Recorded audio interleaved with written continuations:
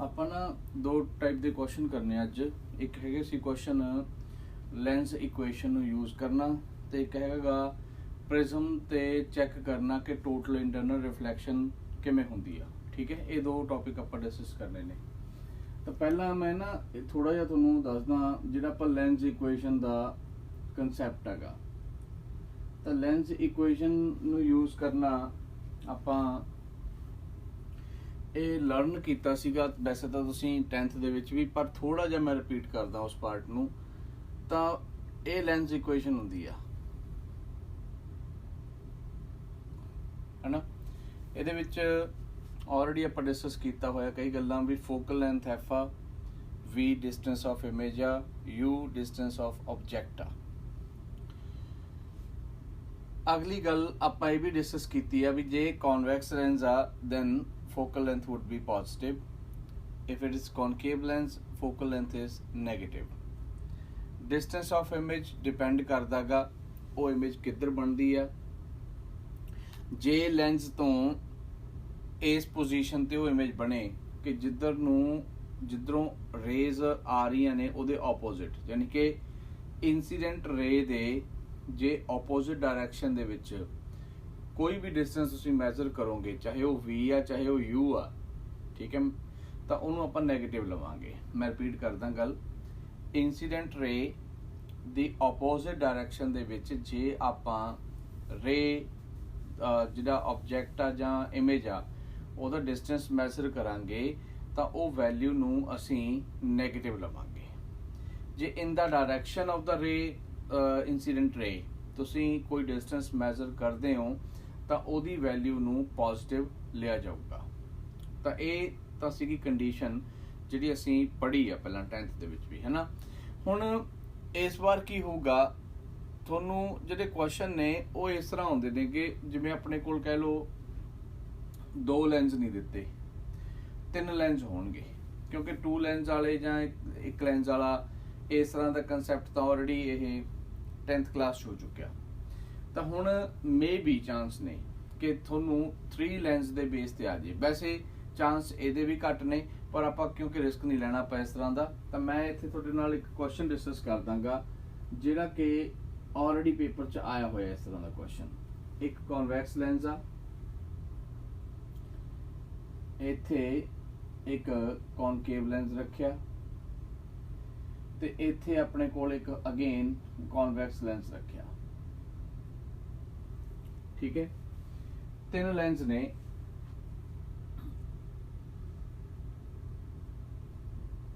ਆ ਹੈਗੀ ਹੈ ਪ੍ਰਿੰਸੀਪਲ ਐਕਸਿਸ। ਇਹਦੀ ਫੋਕਲ ਲੈਂਥ ਸਾਨੂੰ ਦਿੱਤੀ ਹੈ 10 ਸੈਂਟੀਮੀਟਰ, ਇਹਦੀ ਫੋਕਲ ਲੈਂਥ ਦਿੱਤੀ ਹੈ ਅਗੇਨ 10 ਸੈਂਟੀਮੀਟਰ, ਇਹਦੀ ਫੋਕਲ ਲੈਂਥ ਦਿੱਤੀ ਹੈ ਸਾਨੂੰ 15 ਸੈਂਟੀਮੀਟਰ। ਠੀਕ ਹੈ, ਮੈਂ ਜਾਣ ਕੇ ਇੱਥੇ ਪਹਿਲਾਂ ਨੰਬਰ ਨਹੀਂ ਪਾਏ, ਪੋਜ਼ਿਟਿਵ ਜਾਂ ਨੈਗੇਟਿਵ ਸਾਈਨ ਨਹੀਂ ਪਾਇਆ, ਪਰ ਹੁਣ ਆਪਾਂ ਪਾ ਰਹੇ ਹਾਂ। ਇਹਦਾ 10 ਸੈਂਟੀਮੀਟਰ ਪੋਜ਼ਿਟਿਵ ਹੋਊਗਾ, ਕਨਕੇਵ ਆ ਨੈਗੇਟਿਵ ਹੋ, ਕਨਵੈਕਸ ਅਗੇਨ ਪੋਜ਼ਿਟਿਵ ਹੋਊਗਾ। ਠੀਕ ਹੈ, ਫਿਰ ਉਹ ਕਹਿੰਦਾ ਵੀ ਇਹਨਾਂ ਦੋਨਾਂ ਦੇ ਵਿੱਚ ਜਿਹੜਾ ਡਿਸਟੈਂਸ ਆ ਤੁਸੀਂ ਆਪਣੇ ਕੋਲ ਮੰਨ ਲਓ 5 ਸੈਂਟੀਮੀਟਰ ਆ। ਜਿਹੜਾ ਇਹਨਾਂ ਦੋਨਾਂ ਦੇ ਬਿਟਵੀਨ ਡਿਸਟੈਂਸ ਆ ਤੁਸੀਂ ਆਪਣੇ ਕੋਲ ਮੰਨ ਲਓ 10 ਸੈਂਟੀਮੀਟਰ ਆ। ਠੀਕ ਹੈ, ਤੇ ਜਿਹੜਾ ਆਬਜੈਕਟ ਹੈਗਾ ਉਹ ਇੱਧਰ ਕਿਤੇ ਪਿਆ ਹੈਗਾ, ਤੇ ਉਹ ਹੈਗਾ ਗਾ ਸਪੋਜ਼ ਕਰ ਲਓ 30 ਸੈਂਟੀਮੀਟਰ ਫਰੋਮ ਲੈਂਸ L1। ਇਹ L2 ਆ, ਇਹ L3 ਆ। ਤਾਂ ਇਹ ਅਰੇਂਜਮੈਂਟ ਆ। ਹੁਣ ਕੁਐਸਚਨ ਕੀ ਆ, ਕੁਐਸਚਨ ਇਹ ਹੈਗਾ ਵੀ ਇਸ ਆਬਜੈਕਟ ਦੀ ਜਿਹੜੀ ਫਾਈਨਲ ਇਮੇਜ ਇਹਨਾਂ ਨੇ ਬਣਾਉਣੀ ਆ ਲੈਂਸ ਨੇ ਮਿਲਾ ਕੇ, ਉਹ ਕਿੱਥੇ ਹੋਊਗੀ। ਇਹਨੂੰ ਅੰਡਰਸਟੈਂਡ ਕਰਨ ਤੋਂ ਪਹਿਲਾਂ 2 ਗੱਲਾਂ ਮੈਂ ਹੋਰ ਤੁਹਾਡੇ ਨਾਲ ਡਿਸਕਸ ਕਰਦਾ। ਜੇ ਰੇਜ਼ ਇਨ ਪੈਰਲਲ ਆ ਰਹੀਆਂ ਨੇ ਪ੍ਰਿੰਸੀਪਲ ਐਕਸਿਸ ਤੋਂ, ਤਾਂ ਉਹ ਫੋਕਸ ਤੇ ਮਿਲਣਗੀਆਂ। ਇਹ ਚੀਜ਼ ਨੂੰ ਅਸੀਂ ਲਰਨ ਕੀਤਾ ਸੀ, ਪਰ ਹੁਣ ਆਪਾਂ ਇਹਦੇ ਨਾਲ ਇੱਕ ਗੱਲ ਨੂੰ ਉਸ ਨੂੰ ਜ਼ਿਆਦਾ ਦੁਬਾਰਾ ਰਿਮਾਈਂਡ ਕਰਾਂਗੇ। ਉਹ ਸੀ ਕਿ ਜੇ ਆਬਜੈਕਟ ਇਨਫਿਨਿਟੀ ਤੇ ਆ ਤਾਂ ਉਹਦੀ ਇਮੇਜ ਫੋਕਸ ਤੇ ਬਣੂਗੀ। ਇਹ ਗੱਲ ਚਾਹੇ ਉਹ ਕਨਵੈਕਸ ਲੈਂਸ ਆ, ਚਾਹੇ ਉਹ ਕਨਕੇਵ ਲੈਂਸ ਆ, ਚਾਹੇ ਉਹ ਮਿਰਰ ਨੇ, ਇਹ ਗੱਲ ਐਪਲੀਕੇਬਲ ਆ। ਚਾਹੇ ਉਹ ਮਿਰਰ ਨੇ ਚਾਹੇ ਉਹ ਲੈਂਸ ਨੇ। ਠੀਕ ਹੈ, ऑब्जेक्ट इनफिनिटी ते आ तो इमेज फोकस ते बनूगी, ऑब्जेक्ट फोकस ते आ तो इमेज इनफिनिटी ते बनूगी। दो गल्लां ने, एक दूजा दा इनवर्स आ। इनफिनिटी ते ऑब्जेक्ट, फोकस ते इमेज, फोकस ते ऑब्जेक्ट पे आ, इनफिनिटी ते इमेज बनूगी। ठीक है। फिर अगली गल जिहड़ी हुण आपां इत्थों डिस्कस करनी है वो है भी जिहड़ा पहला लेंस आ, राइट, यह ऑब्जेक्ट दी इमेज बनाऊगा क्योंकि इन्हें ऑब्जेक्ट नूं देखिया, दिस इज द ऑब्जेक्ट। तो जिहड़ी इहदी इमेज होगी ओह इहदे लई ऑब्जेक्ट दा काम करूगी। ठीक है ना। तो सैकेंड लेंस दे लई इहदी इमेज इहदा ऑब्जेक्ट होगी। इहने जिहड़ी इमेज बनाउणी आ ਉਹ ਇਹਦੇ ਲਈ ਅੱਗੇ ਕੰਮ ਕਰੂਗੀ। ਗੱਲ ਸਮਝੇ? ਤਾਂ ਇਸ ਤਰ੍ਹਾਂ ਕਰਕੇ ਇਹ ਸਟੋਰੀ ਜਿਹੜੀ ਆ ਅੱਗੇ ਚੱਲਣੀ ਆ। ਤਾਂ ਹੁਣ ਆਪਾਂ ਪਹਿਲਾਂ ਜਦੋਂ ਇਹਦੇ ਲਈ ਆਬਜੈਕਟ ਆਪਣੇ ਕੋ ਗਿਵਨ ਆ ਤਾਂ ਇਹਦਾ ਮਤਲਬ ਆਬਜੈਕਟ ਇੱਧਰ ਪਿਆਗਾ ਤਾਂ ਉਹ ਤੋਂ ਰੇਜ਼ ਟੂ ਦਾ ਰਾਈਟ ਆਉਣਗੀਆਂ। ਤਾਂ ਜੇ ਤੁਸੀਂ ਇਸ ਲੈਂਸ ਤੋਂ L1 ਤੋਂ ਉਹਦਾ ਡਿਸਟੈਂਸ ਮੈਜ਼ਰ ਕਰਨ ਲੱਗੋ ਤਾਂ ਤੁਸੀਂ ਉਹਦੇ ਆਪੋਜ਼ਿਟ ਜਾ ਰਹੇ ਹੋ। ਕਿਹਦੇ ਆਪੋਜ਼ਿਟ ਜਾ ਰਹੇ ਆ ਆਪਾਂ? इंसीडेंट रे दे, राइट। इट मीनस जे आप इंसीडेंट रे दे ऑपोजिट जा रहे हैं तो मैं हुणी कहा सी कि आप वैल्यू नू नैगेटिव लवांगे। सो इन दैट केस आह डिस्टेंस तो आ वाला जिहड़ा लेंस तो डिस्टेंस आ मैं फिलहाल इनू U1 लिख देना फर्स्ट लेंस लई। तो ये वैल्यू 30 होगी बट नैगेटिव दे विच। तो आ लेंस इक्वेशन मैं इहदे लई अप्लाई करूँगा ਤੇ ਕੈਲਕੂਲੇਟ ਕਰਨ ਦੀ ਕੋਸ਼ਿਸ਼ ਕਰਾਂਗੇ ਕਿ V ਕਿੱਥੇ ਬਣਦਾ। ਤਾਂ ਇਸ ਲਈ ਮੈਂ ਇੱਥੇ ਇੱਕ ਥੋੜਾ ਜਿਹਾ ਕੈਮਰਾ ਨੂੰ ਮੈਂ ਪਿੱਛੇ ਕਰਦਾ ਤਾਂ ਕਿ ਦੇਖ ਸਕੇ ਤੁਹਾਨੂੰ ਪ੍ਰੋਪਰਲੀ।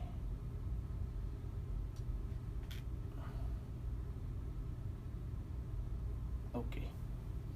ਤਾਂ ਹੁਣ ਇਹਦੇ ਲਈ ਆਪਾਂ ਲੈਂਸ ਇਕੁਏਸ਼ਨ ਅਪਲਾਈ ਕਰੀਏ ਤਾਂ 1/f1 ਪਹਿਲੇ ਲਈ इक्वल होगा 1/v1 minus 1/u1 first lens ਲਈ मैं अप्लाई कर रहा। तो हुण इत्थों ये दस रहा गा फर्स्ट लेंस तो कि जिहड़ा f1 आ वो हैगा गा 10 सेंटीमीटर। ओके। तो 1/10 पॉजिटिव आ तो मैं पॉजिटिव ले रहा। आपां ने v1 फाइंड आउट करना, सो मैं एज इट इज लिख रहा माइनस फार्मूले का U1 ਦੀ ਵੈਲਿਊ ਕੀ ਲੈ ਰਹੇ ਆਪਾਂ? -30। ਤਾਂ ਮੈਂ -30 ਇੱਥੇ ਲਿਖ ਰਿਹਾ। ਠੀਕ ਹੈ। ਕਨਫਿਊਜ਼ ਨਾ ਹੋਇਓ, ਆ ਮਾਈਨਸ ਫਾਰਮੂਲੇ ਦਾ ਗਾ ਤੇ ਇਹ ਮਾਈਨਸ ਸਾਈਨ ਕਨਵੈਨਸ਼ਨ ਦਾ, ਇਸ ਕਰਕੇ ਇਹ ਨਾ ਸੋਚੋ ਵੀ ਇਹ ਮਾਈਨਸ ਆਲਰੇਡੀ ਇੱਥੇ ਲੱਗਿਆ ਹੋਇਆ ਸੀ। ਤਾਂ ਪਲੱਸ ਹੋ ਗਿਆ, ਰਾਈਟ। V1 ਕੈਲਕੂਲੇਟ ਕਰ ਲਾਂਗੇ। So how much is V1? ਤਾਂ V1 ਦੀ ਵੈਲਿਊ ਆਪਾਂ ਕੈਲਕੂਲੇਟ ਕਰਦੇ ਆ ਤਾਂ ਆ 1/30 उधर जाके माइनस दे हो जाएंगे। तो माइनस 1/10 माइनस 1/30 तो 30 माइनस 10 अपने को आ गया 20/30। कितना आ गया? एक मिनट, 300 है ना, क्योंकि 300 आप मल्टीप्लाई करता 30 माइनस 10। तो लो जी ये आ गया कैंसिल करके 1/15, राइट। तो ये जी वैल्यू आई है 1/15 दी, ये पॉजिटिव आई है क्योंकि 30 इधर चला गया बेटे, 10 इधर चला गया, 20 बन गया, 30 × 10 300 है ना। तब अपने को सॉल्व करके सो V1 दी जी वैल्यू आ गई वो आ गई 15 सेंटीमीटर पॉजिटिव। ओके। हुण तुसीं ये देखो भी ये V1 दी वैल्यू जी आई आ 15 सेंटीमीटर, ये कित्थों तो आई आ, किने बनाई आ? तो बनाई है लेंस ने L1 ने। तो L1 ने ये +15 बनी आ, तो +15 का मतलब की है वो इमेज टू द राइट बनूगी। ओके। तो ये इमेज कित्थे बनी होगी? हुणे क्वेश्चन आ, ये इमेज बनी होगी 15 सेंटीमीटर इधर नू। तो चलो 5 सेंटीमीटर ये हो गया तो 10 सेंटीमीटर ये हो गया तो 15 बन गया। ਇਹਦਾ मतलब ਜਿਹੜੀ ਇਹਦੀ इमेज बनी आ इथों वो इत्थे बनी होगी क्योंकि 15 सेंटीमीटर ते ही पिया। सो 15 सेंट इत्थे ਇਹਦੀ इमेज बनी आ। Got it. ਤਾਂ ਇਹ ਜਿਹੜੀ इमेज बनी आ ਉਹ ਇਹਦੇ ਲਈ ਕੀ ਆ? ऑब्जेक्ट।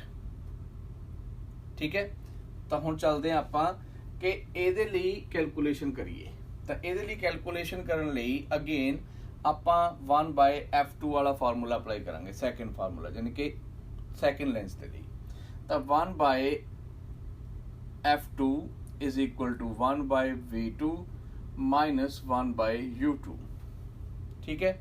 ओके, फोकल लेंथ कितनी है सैकेंड लेंस की -10, तो 1/-10 इक्वल टू v2 आप फाइंड आउट करना, राइट। ओके, u2 कितना गा। हुण तुसीं देखो ध्यान नाल, तुसीं डिस्टेंस नूं किधर नूं मैजर कर रहे हो ऑब्जेक्ट लई, क्योंकि ਇਹ ਇੱਥੇ ਜਿਹੜੀ ਇਮੇਜ ਬਣੀ ਆ, ਅਗੇਨ ਰਿਪੀਟ ਕਰਦਾ ਮੈਂ, ਉਹ ਇਹਦੇ ਲਈ ਆਬਜੈਕਟ ਆ ਤੇ ਤੁਸੀਂ ਉਹਨੂੰ ਕਿੱਧਰ ਨੂੰ ਮੈਜ਼ਰ ਕਰ ਰਹੇ ਹੋ ਡਿਸਟੈਂਸ ਨੂੰ, ਟੂ ਦਾ ਰਾਈਟ। ਤਾਂ ਇਹਦਾ ਮਤਲਬ u2 ਦੀ ਵੈਲਿਊ ਤੁਸੀਂ ਟੂ ਦਾ ਰਾਈਟ ਮੈਜ਼ਰ ਕਰ ਰਹੇ ਹੋ ਤੇ ਕਿੰਨੀ ਦੂਰ ਪਈ ਆ ਫਿਰ ਉਹ ਇਸ ਲੈਂਸ ਤੋਂ, ਤਾਂ 10 ਸੈਂਟੀਮੀਟਰ ਤੇ ਪਈ ਆ। ਸੋ u2 ਦੀ ਵੈਲਿਊ ਤੁਸੀਂ ਖੁਦ ਦੇਖੋ ਕੀ ਲਓਗੇ, +10 ਲਓਗੇ ਜਾਂ -10 ਲਓਗੇ, टू द राइट आ। मैंने टाइप करके दसो मैसेज, +10 लोगे और -10।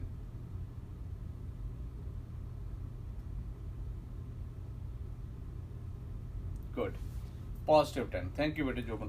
तो बाकी दे आंसर भी इन्नी आ, थैंक यू ओ वेरी गुड, शागे।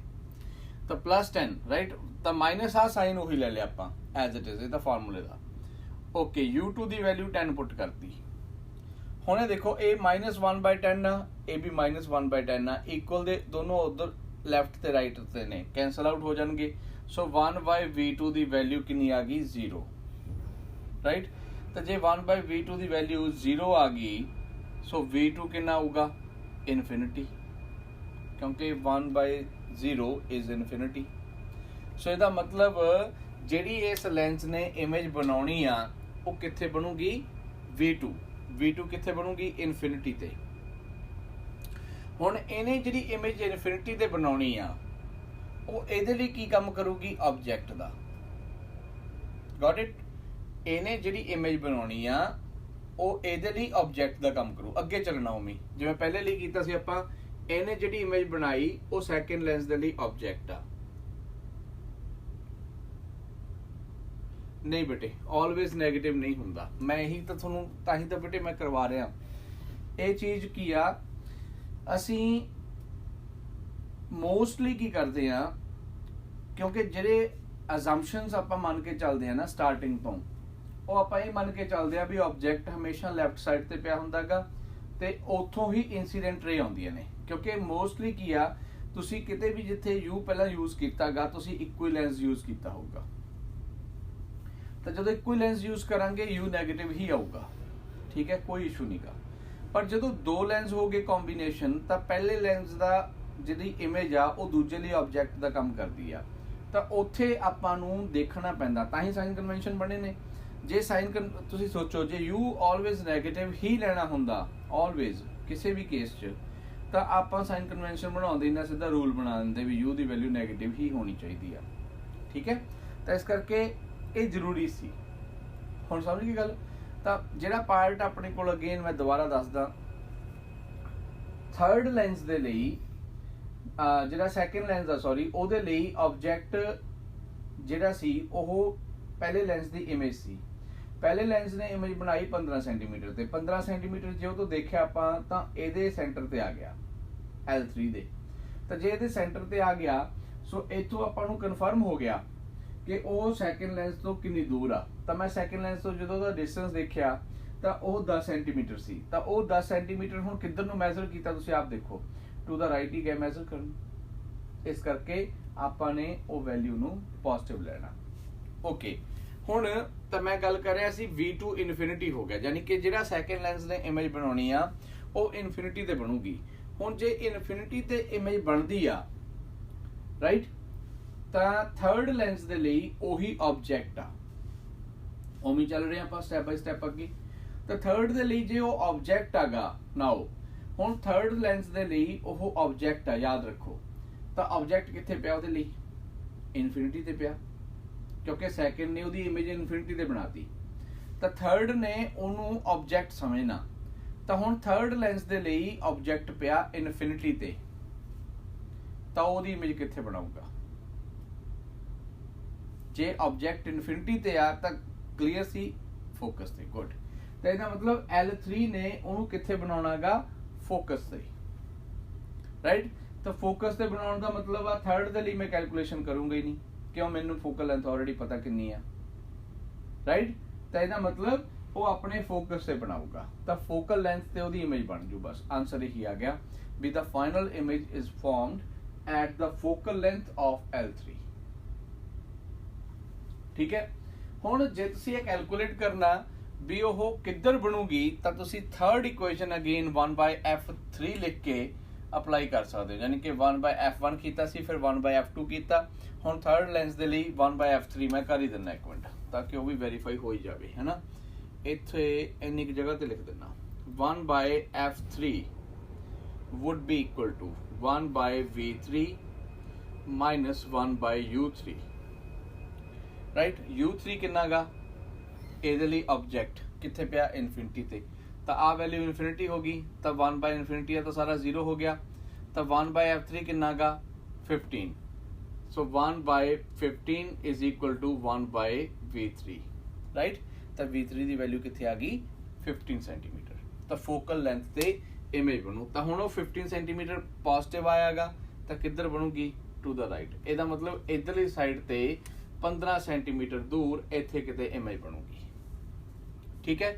ਤਾਂ ਹੁਣ ਜੇ ਤੁਸੀਂ ਇਹਦੀ ਰੇ ਡਾਇਗਰਾਮ ਬਣਾਉਣੀ ਹੋਵੇ ਤਾਂ ਕਿੰਨੀ ਕਲੀਅਰ ਹੋਗੀ? ਦੇਖੋ, ਤੁਹਾਨੂੰ ਪਹਿਲਾਂ ਇੱਥੋਂ ਬਣਾਉਣ ਦੀ ਲੋੜ ਨਹੀਂ ਹੈਗੀ, ਇੱਥੋਂ ਬਣਾ ਕੇ ਸਿੱਧਾ ਤੁਸੀਂ ਇਹਦੇ ਤੇ ਕੱਢੋਗੇ, ਯਾਨੀ ਕਿ ਇੱਥੋਂ ਰੇਜ਼ ਇੱਥੇ ਆਉਣਗੀਆਂ ਸਿੱਧੀਆਂ, ਤੇ ਇਹ ਤੋਂ ਬਾਅਦ ਦੇ ਵਿੱਚੋਂ ਫਾਈਨਲ ਇਮੇਜ ਜਿਹੜੀ ਆ ਉਹ ਇੱਥੇ ਬਣ ਜੂਗੀ। ਤਾਂ ਰੇ ਡਾਇਗਰਾਮ ਬਣਾਉਣੀ ਸੌਖੀ ਹੋਗੀ, ਠੀਕ ਹੈ। ਤਾਂ ਕਿਉਂਕਿ ਵੈਸੇ ਤਾਂ ਰੇ ਡਾਇਗਰਾਮ 3 ਲੈਂਸ ਦੀ ਆਉਂਦੀ ਨਹੀਂ, ਰੇਅਰ ਚਾਂਸ ਨੇਗੇ, ਪਰ ਜੇ ਆਉਂਦੀ ਵੀ ਹੈ ਤਾਂ ਤੁਸੀਂ ਪਹਿਲਾਂ ਫਾਈਨਲ ਆਨਸਰ ਕੱਢ ਲਓ, ਫਿਰ ਉਸ ਤੋਂ ਬਾਅਦ ਦੇ ਵਿੱਚ ਆਪਾਂ ਰੇ ਡਾਇਗਰਾਮ ਬਣਾ ਸਕਦੇ ਹਾਂ, ਠੀਕ ਹੈ। ਸਕਰੀਨਸ਼ਾਟ ਲੈ ਲਓ ਬੇਟੇ ਦਾ। ਇਸ ਤਰ੍ਹਾਂ ਦੇ ਕਈ ਕੁਐਸਚਨ ਨੇ ਜਿਹੜੇ ਤੁਸੀਂ ਖੁਦ ਟਰਾਈ ਕਰ ਸਕਦੇ ਹੋ। ਹੁਣ ਆਫਟਰ ਦੈਟ ਮੈਂ ਪਹਿਲਾਂ 2 ਲੈਂਸ ਬਾਰੇ ਸੋਚਿਆ ਸੀ ਕਰਾਉਣ ਦਾ, ਫਿਰ ਮੈਂ ਸੋਚਿਆ ਵੀ 2 ਲੈਂਸ ਵਾਲਾ ਫਿਰ 3 ਵਾਲਾ ਕਰਾਉਣਾ ਬਹੁਤ ਸੋ ਬੈਟਰ ਆ, 3 ਵਾਲਾ ਕਰ ਲਿਆ। ਹੁਣ ਤੁਸੀਂ 2 ਵਾਲਾ ਸੌਖਾ ਲੱਗੂ, ਤੁਹਾਨੂੰ ਆਪਣੇ ਆਪ ਕਰ ਲਓਗੇ, ਠੀਕ ਹੈ। ਨੈਕਸਟ ਜਿਹੜਾ ਪਾਰਟ ਆਪਣਾ ਨੈਕਸਟ ਕੁਐਸਚਨ ਆ,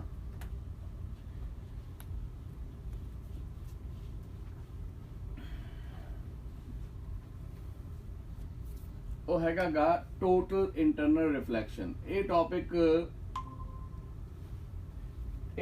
ਤੁਸੀਂ ਬਹੁਤ ਦੇਰ ਤੋਂ ਪੜ੍ਹਦੇ ਆ ਰਹੇ ਹੋ, ਤੇ ਐਵਰੀ ਟਾਈਮ ਇਹਦੇ ਵਿੱਚ ਨਵੀਂ ਗੱਲ ਤੁਹਾਨੂੰ ਐਡ ਹੁੰਦੀ ਗਈ ਆ, ਹਨਾ। ਤੁਸੀਂ 10th ਦੇ ਵਿੱਚ ਵੀ ਇਹ ਪੜ੍ਹਿਆ, ਉਹ 'ਚ ਪੜ੍ਹਿਆ ਹੋਊਗਾ ਮਾਈਰੇਜ ਆ, ਮਤਲਬ ਦੂਰ ਜੇ ਇੱਕ ਡੈਜ਼ਰਟ ਦੇ ਵਿੱਚ ਆਪਾਂ ਜਾਂਦੇ ਆ ਤਾਂ ਡੈਜ਼ਰਟ ਤੇ ਸਾਨੂੰ ਦੇਖਣ ਨੂੰ ਮਿਲਦਾ ਗਾ ਕਿ ਜਿਹੜੇ ਟਰੀ ਨੇ ਉਹ ਮਿੱਟੀ ਜੀ ਇਮੇਜ ਉਹਨਾਂ ਦੀ ਬਣਦੀ ਆ, ਪਰ ਦੂਰੋਂ ਐ ਲੱਗਦਾ ਹੁੰਦਾ ਜਿਵੇਂ ਪਾਣੀ ਆ, ਹਨਾ। ਪਰ ਮੈਂ ਇਹਨਾਂ ਦੀ ਅਗੇਨ ਇੱਕ ਗੱਲ ਤੁਹਾਨੂੰ ਦੱਸਦਾ ਇੱਥੇ। ਟੋਟਲ ਇੰਟਰਨਲ ਰਿਫਲੈਕਸ਼ਨ ਦੀ ਪਹਿਲੀ ਕੰਡੀਸ਼ਨ ਆ ਕਿ ਜਿਹੜੀ ਰਿਫਰੈਕਸ਼ਨ ਆ, ਰੀਫਰੈਕਸ਼ਨ ਨਾਟ ਰਿਫਲੈਕਸ਼ਨ, ਠੀਕ ਹੈ। ਰੀਫਰੈਕਸ਼ਨ ਜਿਹੜੀ ਹੋ ਰਹੀ ਆ ਉਹ ਡੈਂਸਰ ਤੋਂ ਰੇਅਰ ਹੋਵੇ, ਠੀਕ ਹੈ। ਤਾਂ ਮੈਂ ਇਸ ਡਾਇਗਰਾਮ ਤੋਂ ਅਗੇਨ ਇੱਕ ਵਾਰ ਫੇਰ ਤੁਹਾਨੂੰ ਇਹ ਟੋਟਲ ਇੰਟਰਨਲ ਰਿਫਲੈਕਸ਼ਨ ਸਿਖਾਉਣਾਗਾ, ਜੋ ਕਿ ਤੁਸੀਂ 10th ਦੇ ਵਿੱਚ ਕਿਤੇ ਸਿੱਖੀ ਹੋਣੀ ਆ। ਇਧਰ ਰੇਅਰ ਮੀਡੀਅਮ ਆ ਉੱਪਰ, ਤੇ ਇਹਦੇ ਅੰਦਰ ਡੈਂਸਰ ਮੀਡੀਅਮ ਆ। ਇਹ ਸਾਰਾ ਡੈਂਸਰ ਮੀਡੀਅਮ ਆ, ਠੀਕ ਹੈ। ਆਏ ਕਹਿ ਲਓ ਵੀ ਆਹ ਡੈਂਸਰ ਮੀਡੀਅਮ ਆ, ਓਕੇ। ਇਹਦੇ ਵਿੱਚੋਂ ਰੇਅਰ ਦੇ ਵਿੱਚ ਇਮੇਜ ਰੇ ਜਾ ਰਹੀ ਆ, ਤਾਂ ਤੁਸੀਂ ਕੋਈ ਵੀ ਰੇ ਜੇ ਪਾਸ ਕਰਦੇ ਹੋ ਤਾਂ ਮੰਨ ਲਓ ਇੱਕ ਰੇ ਨੂੰ ਮੈਂ ਪਾਸ ਕਰਾਂ ਇੱਥੋਂ, ਪਹਿਲੀ ਰੇ ਲੈਟਸ ਸੇ ਤੁਸੀਂ ਕੋਈ ਵੀ ਰੇ ਪਾਸ ਕਰਦੇ, ਇਧਰੋਂ ਜਾ ਰਹੀ ਹੈ ਰੇ, ਠੀਕ ਹੈ। ਇੱਥੇ ਕੋਈ ਆਬਜੈਕਟ ਹੋਣਾ, ਉਹ ਤੋਂ ਇਮੇਜ ਰੇ ਜਾ ਰਹੀ ਆ। ਤਾਂ ਜਿੱਥੇ ਰੇ ਇਨਸੀਡੈਂਟ ਕਰੂਗੀ ਆਪਾਂ ਉੱਥੇ ਇੱਕ ਨਾਰਮਲ ਡਰਾ ਕਰਦੇ ਆ, ਤੇ ਇਹ ਨਾਰਮਲ ਬਣਾਉਂਦਾਗਾ angle of incidence, right. Normal ਦੇ ਨਾਲ ਐਂਗਲ ਆਫ ਇਨਸੀਡੈਂਸ ਬਣਦਾਗਾ। ਹੁਣ ਡੈਂਸਰ ਤੋਂ ਰੇਅਰ ਜਾਣ ਲੱਗਿਆ ਜਿਹੜੀ ਰੇ ਆ ਉਹ ਅਵੇ ਫਰੋਮ ਦਾ ਨਾਰਮਲ ਜਾਂਦੀ ਆ। ਤਾਂ ਰੇ ਜਾਣਾ ਤਾਂ ਸਿੱਧਾ ਚਾਹੁੰਦੀ ਆ, ਪਰ ਅਵੇ ਫਰੋਮ ਦਾ ਨਾਰਮਲ ਦਾ ਮਤਲਬ ਕੀ ਆ? ਉਹ ਆ ਡਾਰਕ ਲਾਈਨ ਦੇ ਵੱਲ ਹੋ ਜੂਗੀ ਇੱਧਰ ਨੂੰ, ਇਸ ਤਰ੍ਹਾਂ, ठीक है। तो आ बन गया एंगल ऑफ रिफ्रैक्शन, ठीक है। इसे तरह इथे जिहड़ा ऑब्जेक्ट पियागा ਉਹ ਤੋਂ एक होर रे गई ਜਿਹੜੀ ਇੱਥੇ इंसीडेंट नहीं हुई, ਇਹ ਤੋਂ थोड़ा ਜਿਹਾ ਇੱਧਰ इंसीडेंट हुई है, ठीक है, थोड़ा जिहा इधर वो इस तरह इंसीडेंट हुई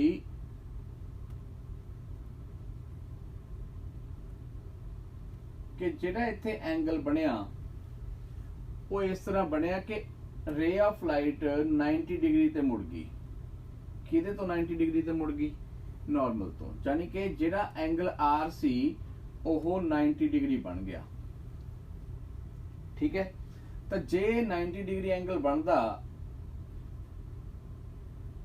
ਤਾਂ ਜਿਹੜਾ ਇੱਥੇ एंगल ऑफ इंसीडेंस ਆ ਉਹਨੂੰ ਅਸੀਂ ਇੱਕ ਪਾਰਟਿਕੂਲਰ ਨਾਮ ਦੇ ਦਿੰਦੇ ਆ ਕ੍ਰਿਟੀਕਲ एंगल। ਤਾਂ ਹੁਣ ਪਹਿਲੀ ਰੇ ਜਿਹੜੀ ਸੀ ਉਹ ਬਾਹਰ ਨਿਕਲੀ ਤਾਂ ਉਸ ਟਾਈਮ ਉਹਦੇ एंगल ਨੂੰ ਅਸੀਂ ਸਿੰਪਲ एंगल ऑफ इंसीडेंस ਕਿਹਾ। ਫਿਰ ਉਸ ਤੋਂ ਵੀ ਵੱਡਾ एंगल ਬਣਿਆ, ਦੇਖੋ I ਦੇ ਨਾਲੋਂ C ਵੱਡਾ एंगल ਆ, आई दे नालों जे सी वड्डा एंगल आ तां रे ऑफ लाइट 90 डिग्री ते रिफ्रैक्ट कर गई, ठीक है। तां हुण आपां एक होर रे बनाउणी आ थर्ड, ए तो भी अगे इस तरह,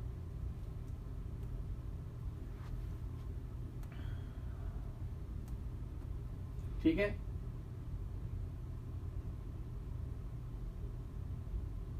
इधर नूं जा रही है रे, पहली रे इथे, दूसरी रे इथे, थर्ड रे इथे फॉल कीती। आह एंगल जिहड़ा गा मैं ओनू आई डैश लिखूंगा, ठीक है। तो ये एंगल इहदे नालों भी होर वड्डा हो गया। तो जिहड़ी रे ऑफ लाइट आ वो हुण की हो 90 डिग्री तो भी ज्यादा बेंड कर जू। तो पहली रे आर एंगल ते, दूजी रे आर तो वड्डे एंगल ते, थर्ड रे उस तो भी वड्डे एंगल ते बेंड करूगी। बेंड किहदे अकॉर्डिंग हो रही है? नॉर्मल दे अकॉर्डिंग, यानी कि नॉर्मल दे नाल पहला एंगल बनया आर, ठीक है, आर बनया। सो यू कैन से यह एंगल अबाउट 78 डिग्री हो गया, लेट्स से एग्जांपल आ। अगला एंगल बन गया 90 डिग्री। हुण 90 डिग्री तो भी वड्डा एंगल बनूगा, मान लो 110 डिग्री बन गया 110। तो 110 डिग्री का जो एंगल आ वो 90 तो इधर ही जाऊगा, तो इधर नूं चला गया। सो आ बन गया एंगल, अगला एंगल। ए एंगल नूं मैं आर डैश, मैं वैसी एग्जांपल ना कह दिनागा भी ये 120 डिग्री आ, ठीक है। तो तुसीं ये देखो भी ए एंगल दे बनन नाल रे जिहड़ी आ वो किधर गई? तो रे जिहड़ी आ वो उसे मीडियम दे विच रह गई जिहदे विचों वो चली सी, क्योंकि देखो बाहर तो जा ही नहीं सकी। सो उसे मीडियम दे विच रह गई। तो मतलब की हो गया भी जे रे ऑफ लाइट एक मीडियम च चल के उसे मीडियम च रह जाती आ तो याद करो रिफ्लैक्शन की definition.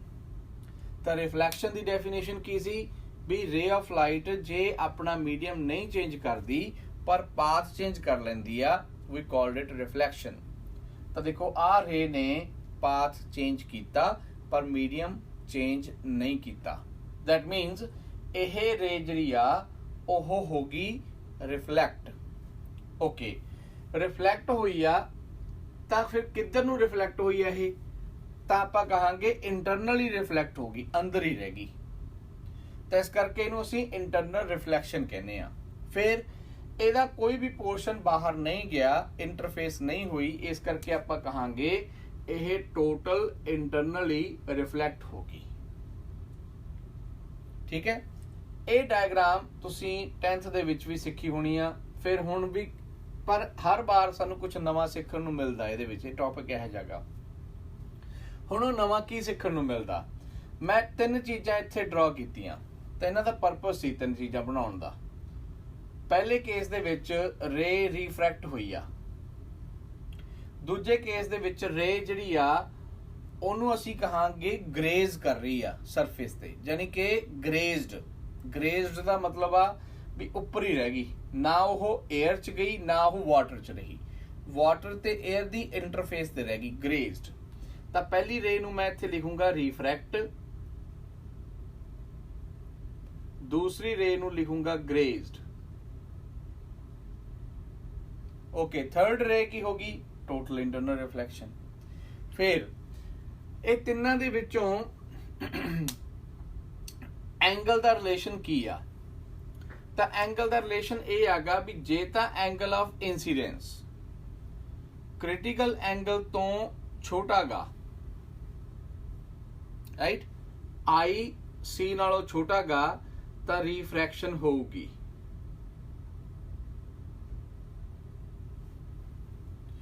J angle of incidence critical angle दे बराबर आ तां एंगल ऑफ रिफ्रैक्शन 90 डिग्री बनूगा ते आपां कहांगे ग्रेज्ड हो गया। जे angle of incidence critical angle तो भी वड्डा हो गया तां आपां कहांगे r would be greater than 90 degree, ठीक है, ते उस टाइम टोटल इंटरनल रिफ्लैक्शन होगी।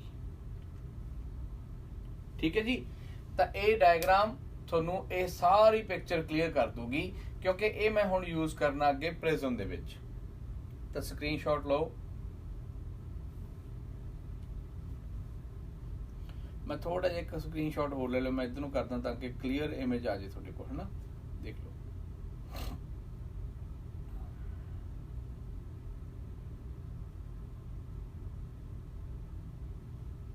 ओके, हुण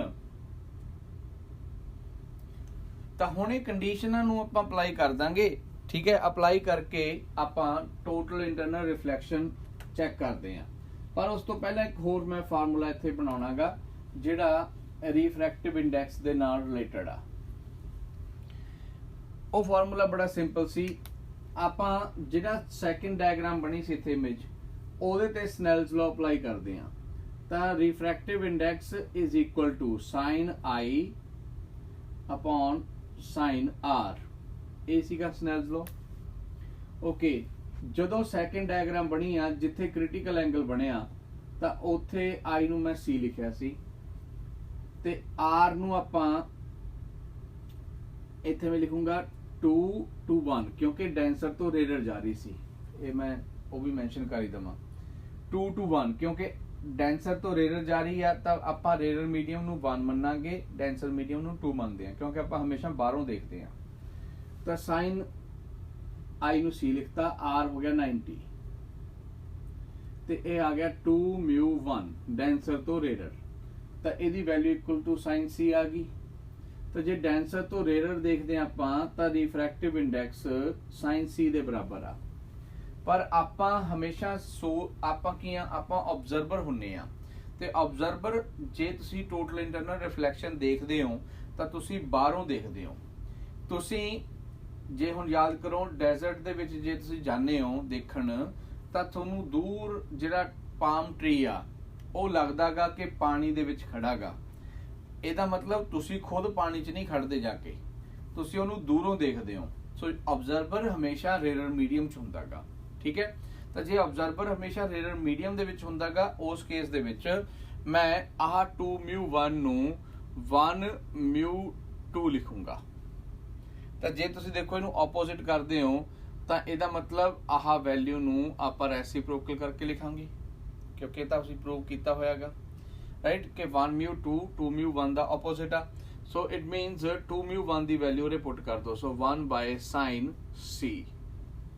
सो रिफ्रैक्टिव इंडैक्स जिहड़ागा तो थोड़े लई यानी कि ऑब्जर्वर दे लई 1 बाय साइन सी होगा, ठीक है।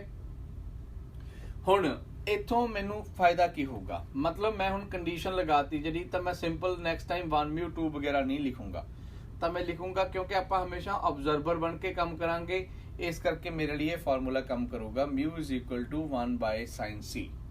मैं इथों करूंगा कि इथों मैं कंडीशन लभ्या करूंगा कि एंगल ऑफ इंसीडेंस की वो क्रिटिकल एंगल दे बराबर आ, क्रिटिकल एंगल तो स्मॉल आ जां तो लार्जर आ, ਉਹਦੇ बेस ते मैं ਉਹ ਜਿਹੜੇ 3 कंडीशनां ਆਪਾਂ ਲਾਈਆਂ ਸੀ अप्लाई कर सकते हैं, ठीक है। ਤਾਂ ਮੇਰਾ ਟਾਰਗੇਟ ਹੋਊਗਾ ਵੀ ਜੇ ਮੈਨੂੰ ਰਿਫਰੈਕਟਿਵ ਇੰਡੈਕਸ ਪਤਾ ਤਾਂ ਮੈਂ ਉਸ ਕੇਸ ਦੇ ਵਿੱਚ ਕ੍ਰਿਟੀਕਲ ਐਂਗਲ ਲੱਭ ਸਕਦਾ। ਹੁਣ ਇਹਦੇ ਲਈ ਕ੍ਰਿਟੀਕਲ ਐਂਗਲ ਲੱਭਣ ਲਈ ਮੈਂ ਇੱਕ ਪ੍ਰਿਜ਼ਮ ਡਿਸਕਸ ਕਰਦਾ ਤੁਹਾਡੇ ਨਾਲ, ਠੀਕ ਹੈ। ਸਕਰੀਨਸ਼ਾਟ ਲਿਓ ਪੁੱਤ ਨੂੰ।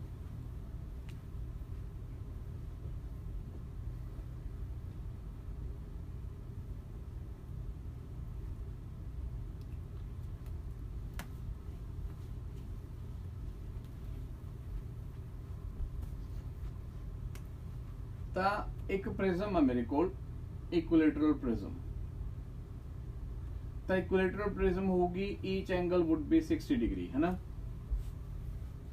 ਇਹਦਾ ਰਿਫਰੈਕਟਿਵ ਇੰਡੈਕਸ ਮੈਨੂੰ ਦੇਤਾ ਉਹਨੇ ਵੀ ਇਹ ਗਲਾਸ ਤੋਂ ਬਣੀ ਆ, ਸੋ 3/2 ਹੋ ਗਿਆ, ਠੀਕ ਹੈ। 3/2 ਯੂ ਕੈਨ ਸੇ, ਤਾਂ ਇਹ ਵੈਲਿਊ ਆ ਗਈ ਆਪਣੇ ਕੋਲ। ਤਾਂ ਮੈਂ ਇਹਦੇ ਲਈ ਹੁਣ ਸਭ ਤੋਂ ਪਹਿਲਾਂ ਕੀ ਕਰੂੰ, ਮੈਨੂੰ ਪਤਾ ਵੀ ਮੈਂ ਜੇ ਤੋਂ ਦੇਖਣਾ ਹੋਵੇ ਇਨ ਫਿਊਚਰ ਵੀ ਟੋਟਲ ਇੰਟਰਨਲ ਰਿਫਲੈਕਸ਼ਨ ਹੋਊਗੀ ਜਾਂ ਨਹੀਂ ਹੋਊਗੀ, ਤਾਂ ਮੈਂ ਸਿੰਪਲ ਅਪਲਾਈ ਕਰੂੰਗਾ ਕਿ ਕ੍ਰਿਟੀਕਲ ਐਂਗਲ ਲੱਭ ਲਾਂਗੇ। ਕਿਉਂਕਿ ਕ੍ਰਿਟੀਕਲ ਐਂਗਲ ਇੱਕ ਗੱਲ ਹੁਣ ਤੁਸੀਂ ਦੇਖੀ ਹੋਣੀ ਆ, ਉਹ ਮਿਊ ਤੇ ਡਿਪੈਂਡ ਕਰਦਾ, ਕਿਸੇ ਹੋਰ ਤੇ ਨਹੀਂ, ਰਾਈਟ।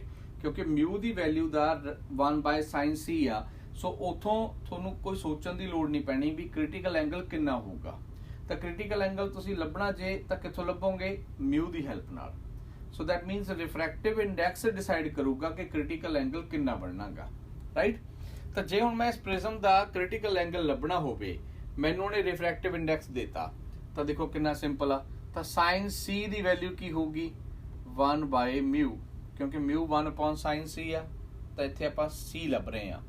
ਤਾਂ 1/μ, μ ਦੀ ਵੈਲਿਊ ਹੋਊਗੀ 3/2, ਤਾਂ 3/2 ਉੱਪਰ ਜਾ ਕੇ ਮਲਟੀਪਲਾਈ ਹੋ ਗਿਆ, ਇੱਥੇ 2/3 ਆ ਗਿਆ, ਤਾਂ 0.66 ਰਿਪੀਟ ਹੋ ਜਾਊਗਾ।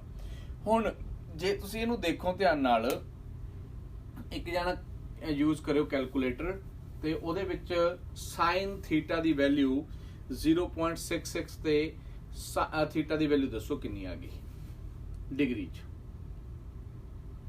ਕੋਈ ਵੀ ਬੱਚਾ ਇੱਕ ਯੂਜ਼ ਕਰ ਲਓ ਕੈਲਕੂਲੇਟਰ।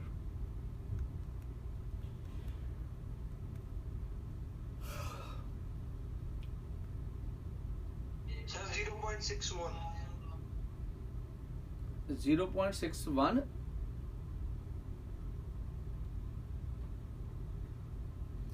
ਥੀਟਾ ਦੀ ਵੈਲਿਊ ਲੱਭੋ ਪੁੱਤ।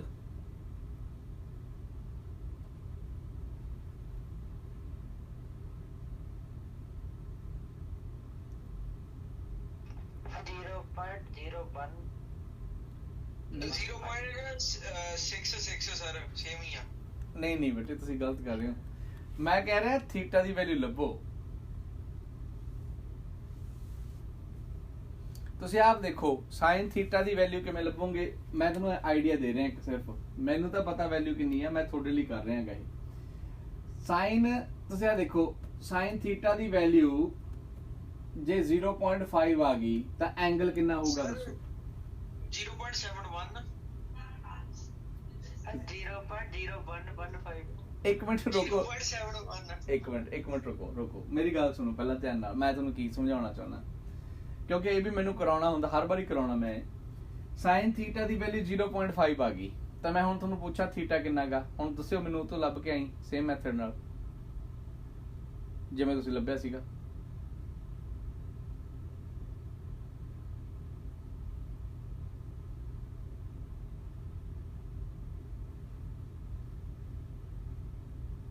ਦੇਵੀਓ ਤੁਸੀਂ ਵੀ ਬੋਲੋ। 30 ਡਿਗਰੀ ਸਰ, 30 ਡਿਗਰੀ ਆ ਗਿਆ ਨਾ, ਕਿਉਂ ਆਇਆ 30 ਡਿਗਰੀ ਹੁਣ? ਹਾਂ ਹੁਣ ਪਤਾ ਨਾ, ਇਹਦਾ ਤਾਂ ਵੈਸੇ ਵੀ ਪਤਾ ਤੁਹਾਨੂੰ 0.5 ਦਾ ਵੀ 1/2 ਆ ਤਾਂ 30 ਡਿਗਰੀ ਆਊਗਾ। ਤੁਸੀਂ ਆਪ ਸੋਚੋ ਜੇ ਇਹਦਾ ਐਂਗਲ 30 ਡਿਗਰੀ ਆਉਂਦਾਗਾ ਤਾਂ 0.66 ਦਾ ਐਂਗਲ 0.00 ਕਿਵੇਂ ਆ ਜੂ? 41.6 ਸਮਥਿੰਗ। ਹਾਂ ਤਾਂ ਅਪਰੋਕਸੀਮੇਟਲੀ ਤੁਸੀਂ ਉਹਨੂੰ 42 ਡਿਗਰੀ ਮੰਨ ਕੇ ਚੱਲਦੇ ਹੁੰਦੇ ਹੋ, ਕਿਉਂਕਿ ਰਿਪੀਟਡ ਨੰਬਰ ਆ, ਰਾਈਟ। 0.6666 ਰਿਪੀਟ ਹੈਗਾ ਤਾਂ ਥੀਟਾ 42 ਡਿਗਰੀ ਹੋਊਗਾ। ਓਕੇ, ਤਾਂ ਹੁਣ ਜੇ ਤੁਹਾਡੇ ਕੋਲ ਯਾਦ ਰੱਖਣੀਆਂ ਗੱਲ, ਜੇ ਤੁਹਾਡੇ ਕੋਲ ਇਕੁਲੇਟਰਲ ਪ੍ਰਿਜ਼ਮ ਆ ਜਿਹਦਾ ਰਿਫਰੈਕਟਿਵ ਇੰਡੈਕਸ 3/2 ਆ, ठीक है ना। ਜਾਂ ਉਹ ਤੁਹਾਡੇ ਕੋਲ ਇਕੁਇਲੇਟਰਲ ਪ੍ਰਿਜ਼ਮ ਦੀ ਥਾਂ ਤੇ ਕੋਈ ਵੀ ਪ੍ਰਿਜ਼ਮ ਆ, ਰਿਫਰੈਕਟਿਵ ਇੰਡੈਕਸ 3/2 ਆ, ਤਾਂ ਉਹਦਾ ਕ੍ਰਿਟੀਕਲ ਐਂਗਲ 42 ਡਿਗਰੀ ਹੀ ਹੋਊਗਾ। ਇਹ ਕੈਲਕੂਲੇਸ਼ਨ ਆ, ਰਾਈਟ, ਇਹਨੂੰ ਆਪਾਂ ਚੇਂਜ ਨਹੀਂ ਕਰ ਸਕਦੇ। ਤਾਂ ਉੱਥੇ ਤੁਸੀਂ ਇਹ ਕੈਲਕੂਲੇਟ ਕਰ ਵੀ ਨਹੀਂ ਸਕਦੇ ਕਿਉਂਕਿ ਨਾ ਤਾਂ ਤੁਹਾਨੂੰ ਕੈਲਕੂਲੇਟਰ ਅਲਾਉਡ ਆ, ਰਾਈਟ। ਤਾਂ ਇਹ NCERT ਦਾ ਪਾਰਟ ਹੈਗਾ। NCERT ਦੇ ਵਿੱਚ ਇਹ ਗੱਲ ਅਸੀਂ ਆਲਰੇਡੀ ਡਿਸਕਸ ਕੀਤੀ ਹੋਈ ਆ ਕਿ ਜਿਹੜਾ ਪਾਰਟ ਆ ਇਹ ਕਿ ਜੇ ਰਿਫਰੈਕਟਿਵ ਇੰਡੈਕਸ 3/2 ਆ ਤਾਂ 42 ਡਿਗਰੀ ਆ। ਇਸੇ ਤਰ੍ਹਾਂ ਤੁਸੀਂ ਇੱਕ ਕੰਮ ਕਰਨਾ, ਤੁਸੀਂ 4/3 ਦਿੱਤਾਗਾ ਰਿਫਰੈਕਟਿਵ ਇੰਡੈਕਸ ਵਾਟਰ ਦਾ ਹੁੰਦਾ ਨਾ ਇਹ, ਤੁਸੀਂ ਮੈਨੂੰ ਇਹਦਾ ਕ੍ਰਿਟੀਕਲ ਐਂਗਲ ਵੀ ਦੱਸੋ ਕਿੰਨਾ ਗਾ, ਹੁਣ ਹੀ ਲੱਭੋ। ਜਿਵੇਂ ਆਪਾਂ ਆ ਥੀਟਾ ਲੱਭਿਆਗਾ ਉਵੇਂ ਉਹ ਲੱਭ ਕੇ ਦਿਖਾਓ ਮੈਨੂੰ ਕ੍ਰਿਟੀਕਲ ਐਂਗਲ ਕਿੰਨਾ।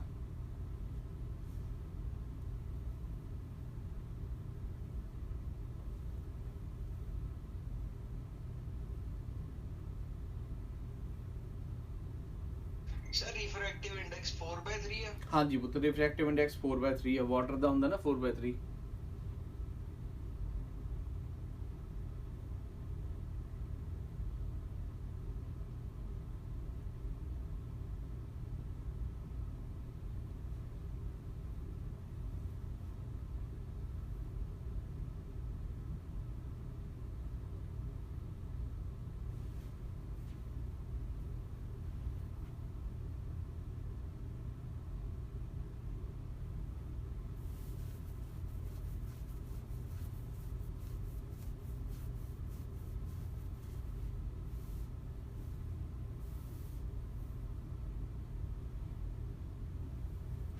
टाइम बड़ा नहीं लाता। 3/4 ਨੂੰ ਡਿਵਾਈਡ ਕਰ ਲਓ 48.5 ਗੁੱਡ 49 ਲੈਣੇ ਹੁੰਦੇ ਆ 48.5 ਡਿਗਰੀ ਗੁੱਡ। ਤਾਂ ਹੁਣ ਤੁਹਾਨੂੰ ਪਤਾ ਲੱਗ ਗਿਆ ਵੀ ਕ੍ਰਿਟੀਕਲ ਐਂਗਲ ਕਿਵੇਂ ਲੱਭਣਾ, ਰਾਈਟ। ਤਾਂ ਜੇ ਵਾਟਰ ਦੇ ਅੰਦਰ ਕੋਈ ਤੁਹਾਨੂੰ ਡਾਇਗਰਾਮ ਬਣੀ ਆ ਜੇ ਜਿਹਦੇ ਵਿੱਚ ਐਂਗਲ ਆਫ ਇਨਸੀਡੈਂਸ, ਮੈਂ ਐਗਜ਼ਾਮਪਲ ਦਿੰਦਾ ਹੁਣ, ਤਾਂ ਵਾਟਰ ਦੇ ਲਈ ਕ੍ਰਿਟੀਕਲ ਐਂਗਲ ਜਿਹੜਾ ਬਣੂਗਾ ਉਹ 48.5 ਡਿਗਰੀ ਬਣਦਾਗਾ। ਤੁਸੀਂ ਇਹਨੂੰ ਅਪਰੋਕਸੀਮੇਟਲੀ 49 ਲੈ ਲਓ, ਹਨਾ, ਆਪਾਂ ਰਫਲੀ ਲੈ ਕੇ ਚੱਲਦੇ ਹਾਂ। ਹੁਣ ਜੇ ਉਹਦੇ ਅੰਦਰ ਵਾਟਰ ਦੇ ਅੰਦਰ ਮੰਨ ਲਓ ਤੁਹਾਨੂੰ ਆ ਡਾਇਗਰਾਮ ਆ ਜੇ ਵੀ ਆ ਪਾਣੀ ਇਹਦੇ ਅੰਦਰ ਵਾਟਰ ਆ, ਠੀਕ ਹੈ, ਤੇ ਉਹ ਕਹਦੇ ਵੀ ਇੱਥੋਂ ਰੇ ਜਿਹੜੀ ਆ ਉਹ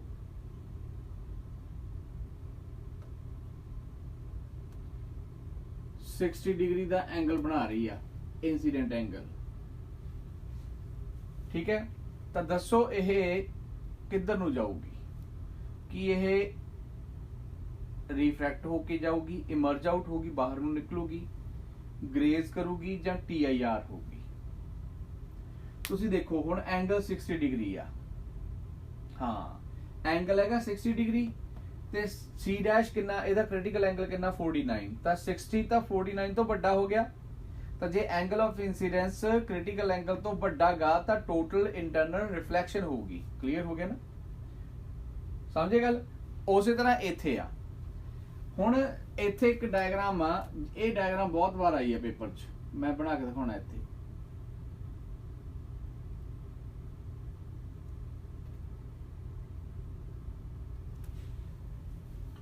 ਉਹ ਪੁੱਛਦਾ ਹੁੰਦਾ ਇਹ ਤੋਂ ਬਾਅਦ ਦੇ ਵਿੱਚ ਦੱਸੋ ਰੇ ਕਿੱਧਰ ਜਾਊਗੀ। ਦੇਖੋ ਰੇ ਇਧਰੋਂ ਫਾਲ ਕੀਤੀ ਇੱਥੇ, ਸਭ ਤੋਂ ਪਹਿਲਾਂ ਤੁਸੀਂ ਇਹ ਦੇਖਣਾ ਵੀ ਇਹਨੇ ਐਂਗਲ ਕਿੰਨਾ ਬਣਾਇਆ। ਐਂਗਲ ਕਿਹਦੇ ਨਾਲ ਬਣਾਉਗੀ, ਨਾਰਮਲ ਨਾਲ। ਨਾਰਮਲ ਆ ਹੋ ਗਿਆ ਤੇ ਇਨਸੀਡੈਂਟ ਰੇ ਆ ਹੋ ਗਈ। ਆ ਐਂਗਲ ਦੇਖਣਾ ਆਪਾਂ। ਹੁਣ ਜੇ ਇਹ ਐਂਗਲ 42 ਡਿਗਰੀ ਤੋਂ ਵੱਡਾ ਗਾ ਤਾਂ ਟੋਟਲ ਇੰਟਰਨਲ ਰਿਫਲੈਕਸ਼ਨ ਹੋਊਗੀ, ਜੇ ਛੋਟਾ ਗਾ ਤਾਂ इमर्ज आउट होगी, जे इक्वल आ 90 डिग्री ते ग्रेज कर चुकी, राइट। सिंपल हो गया ना काम। हुण देखो ये एंगल मैं किवें फाइंड आउट करूंगा, ध्यान नाल देखो आह 90 डिग्री आ, तां आह एंगल ते आ दोनों एंगल मिलके टोटल 90 बनणगे। ओके हुण देखो आ 90 डिग्री हो गया क्योंकि रे इधरों आई आ, ध्यान नाल देखिए ज्योमेट्री है सारी। ए 90 हो गया, आ 60 हो गया, 90 ते 60 150, ਤਾਂ ਇਹਦਾ ਮਤਲਬ ਆ ਐਂਗਲ 30 ਡਿਗਰੀ ਬਣੂਗਾ। ਜੇ ਇਹ 30 ਬਣ ਗਿਆ ਤਾਂ ਆ ਕਿੰਨਾ ਬਣ ਗਿਆ 60।